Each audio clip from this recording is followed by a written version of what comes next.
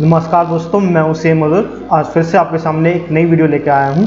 और आज दोस्तों मैं चर्चा करूंगा जीएसटी इनपुट टैक्स क्रेडिट के बारे में कि जीएसटी इनपुट टैक्स क्रेडिट लेने के लिए हमारे पास क्या कंडीशंस होती है, किस मैनर में हमें जीएसटी इनपुट टैक्स क्रेडिट लेना चाहिए। और मैं बात करूंगा ब्लॉक क्रेडिट के बारे में, मतलब वो क्या चीज़ें होती है, क्या गुड्स होते हैं, क्या सर्विसेज होती है जिसपे हमें जीएसटी में इनपुट टैक्स क्रेडिट नहीं मिलता है। तो दोस्तों सबसे पहले conditions for availing input tax credit कि वो क्या कंडीशंस है जिसके बेसिस पे आप जीएसटी में इनपुट टैक्स क्रेडिट ले सकते हैं। तो दोस्तों सबसे पहली कंडीशन है कि जो आप गुड्स प्रोड्यूस कर रहे हो या जिस पे आप इनपुट ले रहे हो वो इनपुट आपको टैक्सेबल गुड्स मैन्युफैक्चर करने में यूज़ होना चाहिए, या फिर वो इनपुट आपका बिजनेस को एक्सपेंड करने में या बिजनेस करने में यूज़ होना चाहिए।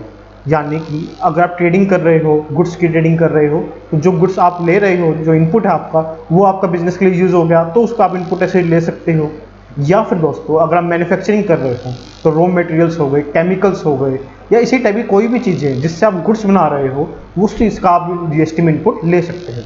हाँ दोस्तों, इसमें एक ज़रूरी बात ये है कि जीएसटी में ऐसी हर इनपुट नहीं होता जो आप जीएसटी, हर कोई गुड्स नहीं होते, सर्विसेज नहीं होते जिस पे आप जीएसटी में इनपुट ले सकते हो।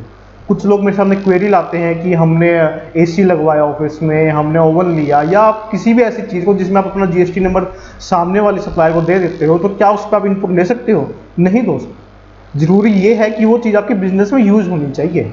अगर आप उसका पर्सनल इस्तेमाल कर रहे हो, जैसे एसी लगा के ऑफिस में इस्तेमाल कर रहे हो, तो कहीं ना कहीं किसी भी तरीके से वो आपका बिजनेस में काम नहीं आ रही, या फिर वो बिजनेस को एक्सपेंड करने में काम नहीं आ रही, तो दोस्तों आप उस पर जीएसटी में इनपुट टैक्स क्रेडिट नहीं ले सकते।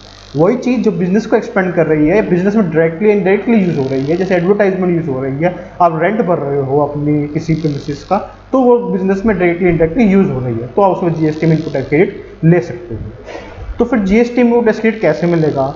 जीएसटी में आपको इनपुट टैक्स क्रेडिट मिलेगा दोस्तों, वो है किसी डॉक्यूमेंट्स के बेसिस पे। वो क्या डॉक्यूमेंट्स है दोस्तों? पहला है टैक्स इनवॉइस। टैक्स इनवॉइस क्या होता है? टैक्स इनवॉइस यानी जिसमें सामने वाला सप्लायर आपको जीएसटी टैक्स इनवॉइस देता है, जिसमें वो अपना जीएसटी नंबर मेंशन करता है, आपका जीएसटी नंबर मेंशन करता है, डिस्क्रिप्शन ऑफ गुड्स देता है, एचएसएन देता है, टैक्सेबल वैल्यू देता है, आईजीएसटी, सीजीएसटी या एसजीएसटी या जो भी लगता है वो उस पर टैक्स पे लगाता है, प्लेस ऑफ सप्लाई देता है, तो ही वो टैक्स इनवॉइस बनता है। उसी डॉक्यूमेंट के बेसिस पे आप जीएसटी में इनपुट ले सकते हैं। दूसरा है दोस्तों डेबिट नोट। डेबिट नोट यानी जैसे कई बार आपको सप्लाई मिलती है, उस बेस सप्लाई के बेसिस पे आपको कोई चेंज इन रेट है, जैसे रेट रिवाइज हो गया, तो उस केस में सप्लायर आपको डेबिट नोट इशू करता है, या कोई और भी वजह हो सकती है जिससे आपका प्राइस बढ़ गया पहले वाली गुड्स का, तो डेबिट नोट इशू करते हैं, तो उस बेसिस पे भी आप जीएसटी में इनपुट टैक्स क्रेडिट ले सकते हो। अगला है दोस्तों document issued by input service distributor. अगर इनपुट सर्विस डिस्ट्रीब्यूटर आपको कोई डॉक्यूमेंट इशू करता है इनपुट बांटने के लिए यूनिट्स में, तो भी आप दोस्तों उस बेसिस पे इनपुट ले सकते हो। अगला है दोस्तों bill of entry. Bill of entry जो आप फाइल करते हो कस्टम्स में, जब आप बाहर से गुड्स मंगवाते हो, तो भी दोस्तों वो बिल ऑफ एंट्री मान्य डॉक्यूमेंट्स हैं, आप उस बेसिस पे जीएसटी में इनपुट टैक्स क्रेडिट ले सकते हो।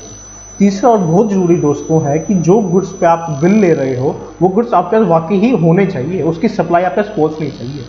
दोस्तों ऐसा मार्केट में कहीं पर देखा जाता है कि सिर्फ हम इनवॉइसिंग करवा लेते हैं, पर एक्चुअल में हमारे पास गुड्स नहीं आते।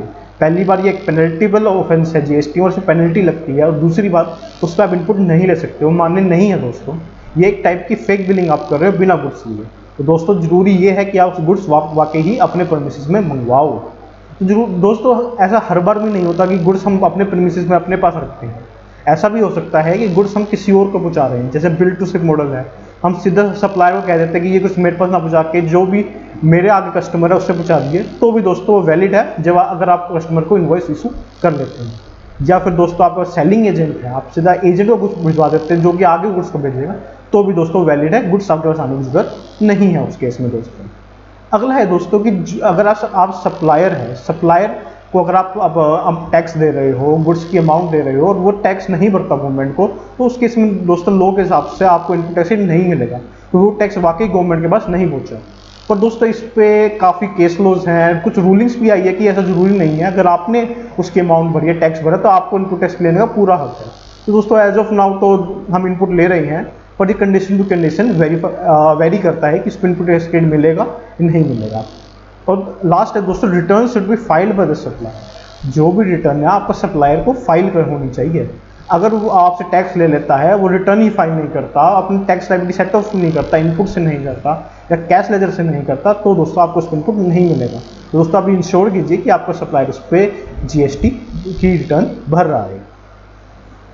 अगला है दोस्तों कि कई बार ऐसे होता है कि आप एक गुड्स एक ही बार में नहीं आती, आपके पास वो एक लॉट्स में आते हैं, वो बारी बारी इंस्टॉलमेंट में आते हैं, तो उस पर इनपुट टैक्स क्रेडिट कब लेना चाहिए आपको?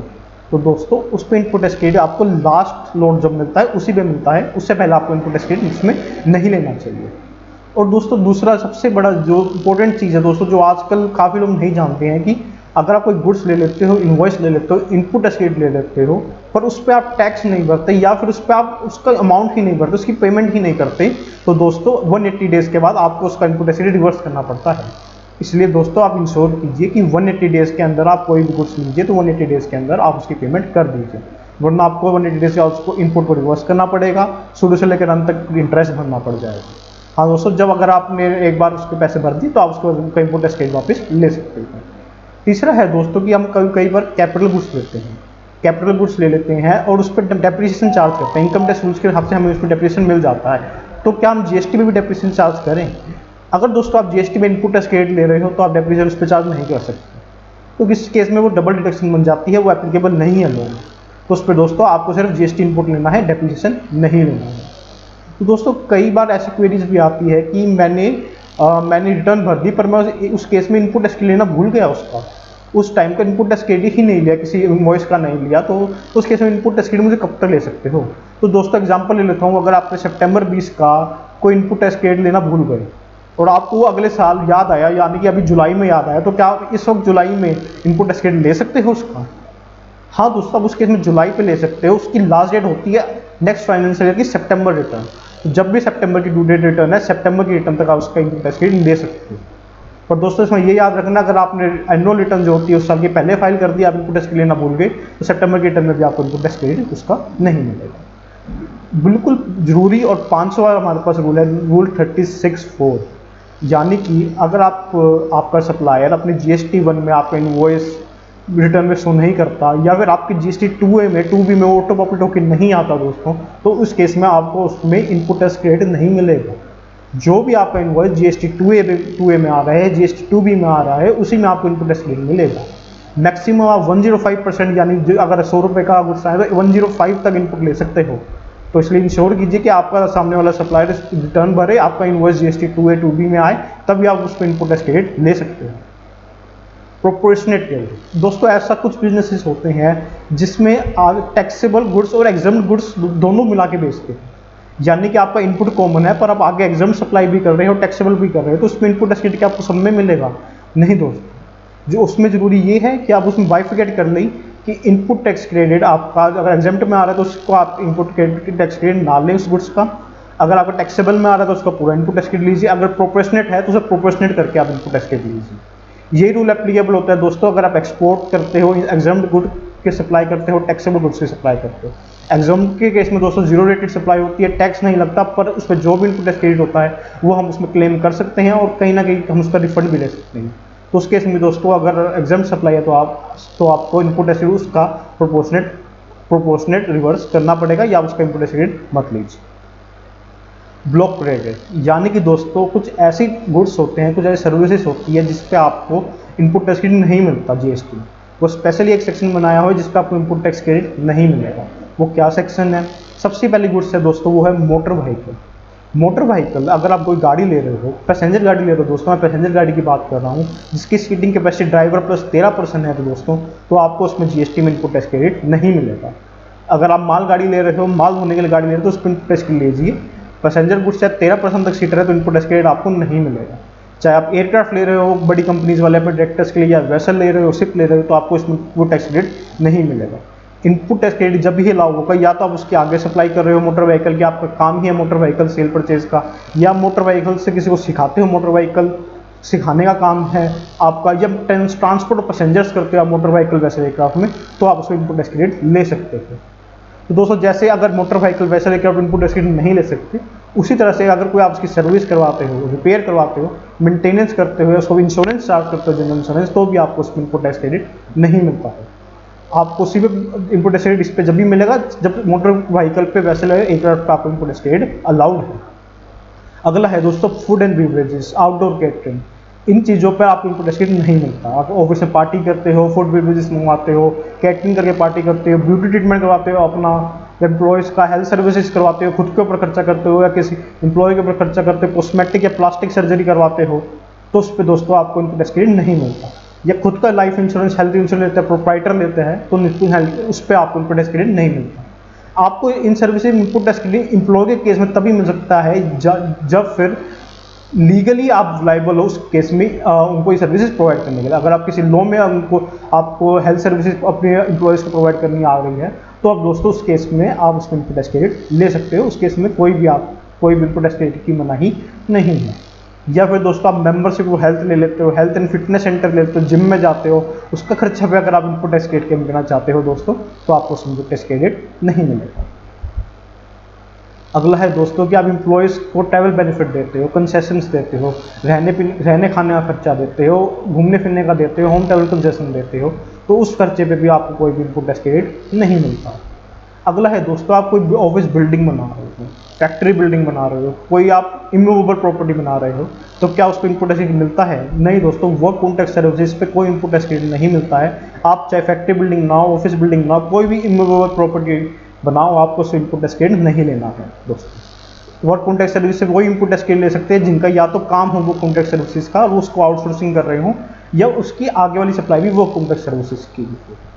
या फिर दोस्तों अगर आप कह सकते हो मैं खुद से ही बना रहा हूँ, मैं वर्क कॉन्ट्रैक्ट नहीं दे रहा, खुद गुड्स परचेज कर रहा हूँ, सर्विसेज ले रहा हूँ, इमूवेबल प्रॉपर्टी बना रहा हूँ, बिल्डिंग बना रहा हूँ, एक्सपेंशन कर रहा हूँ, जो एक्सपेंशन कर रहा हूँ बिल्डिंग का, तो क्या इसमें इनपुट टैक्स क्रेडिट मिलेगा? नहीं दोस्तों, नहीं मिलेगा।